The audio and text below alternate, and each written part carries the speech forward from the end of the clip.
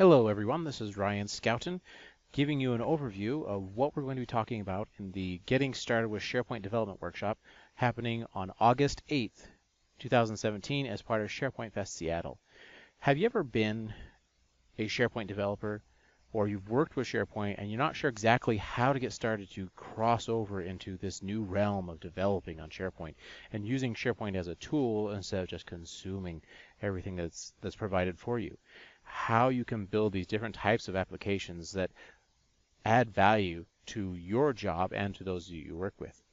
As part of this workshop, we're going to be talking about what you need to know to get started as a SharePoint developer.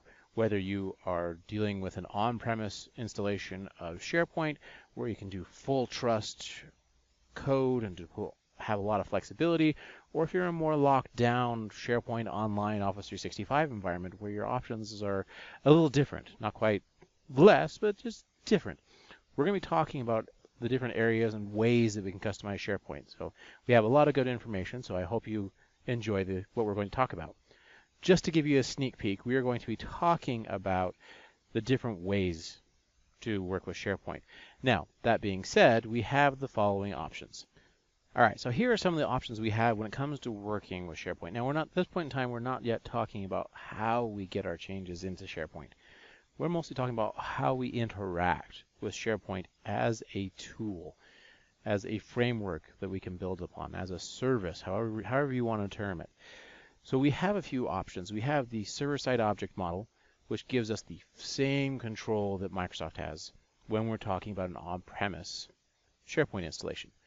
We can, the way I explain it is if Microsoft can do it, or SharePoint can do it, we can do it as well.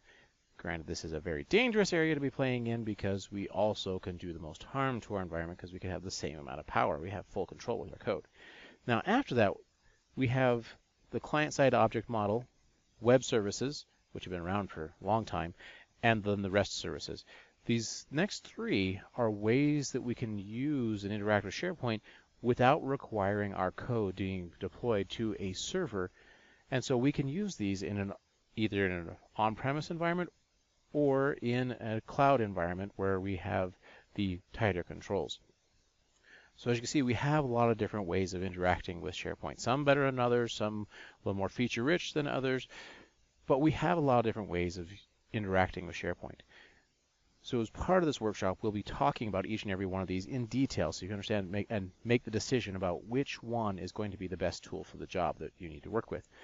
Now, we're also going to be talking about how we can integrate these in the different options. So we have the different ways of getting our customizations into SharePoint, whether it's through SharePoint Framework, we're talking through SharePoint add-ins, sandbox solutions, full trust code. We're going to be talking about all this and providing the information that you need to be able to be successful in getting started as a developer on SharePoint. All right, now hopefully this intro has given you a taste, kind of wet your whistle about what we're going to be talking about. I look forward to seeing you and having the opportunity to help you get started on your path to SharePoint development as a SharePoint developer in Seattle. If you're in the area, come say hello. Talk to you later.